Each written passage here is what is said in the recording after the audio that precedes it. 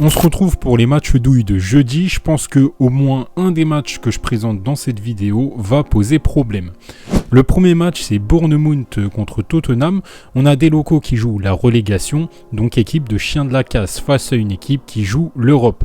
Ce n'est pas la grande forme à Tottenham, il y a quelques tensions au sein du club, si on peut dire ça comme ça. En tout cas, c'est un petit peu froid dans le vestiaire apparemment, d'après les médias.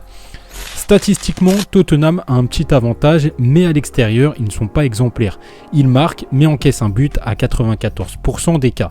De plus, Bournemouth marque contre eux, on l'a vu dans les précédentes rencontres. La variation des cotes nous montre que le nul est très probable sur ce match. La value est sur la victoire de Bournemouth ou nul, car Tottenham est totalement sous-coté à 1,69. Leur chance de victoire n'est que de 50% ici. Pourquoi pas les deux équipes qui marquent dans ce match. Le deuxième match, c'est Famalicão contre Benfica. On sait que depuis la reprise, pour ces derniers, ce n'est pas trop ça. Ils ont du mal à être constants. D'ailleurs, Porto a pris pas mal de distance et cette équipe va jouer juste avant et a pas mal de chances de gagner, ce qui fait que le Benfica n'aurait plus aucune chance. Donc éventuellement un coup au moral.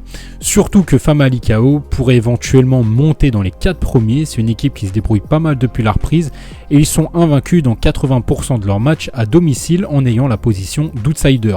Donc vu la cote, ici il n'y a pas photo, la value est sur la victoire de Famalicão ou match nul. C'est vraiment les deux matchs qui ont le plus de chances d'offrir une surprise.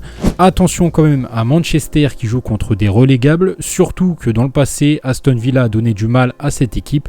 J'y crois pas trop, mais 67% des points de Aston Villa sont pris à domicile, il faut le prendre en compte. Attention au match nul, on sait que Manchester peut être inconstant même si c'est bon depuis la reprise. Possible aussi de voir l'Inter faire un nul, en tout cas personnellement je vois une petite victoire genre de 1 but dans un match très difficile, mais ce n'est pas sur ce match où j'attends le plus de surprises. Ces deux derniers matchs ont moins de chances d'offrir des surprises, mais ils sont quand même à surveiller et à ne pas surestimer. Voilà pour ces 4 matchs où vous avez le plus de chances de tomber dans le piège car il y a de gros favoris. Et moi je vous dis à la prochaine, salut l'équipe.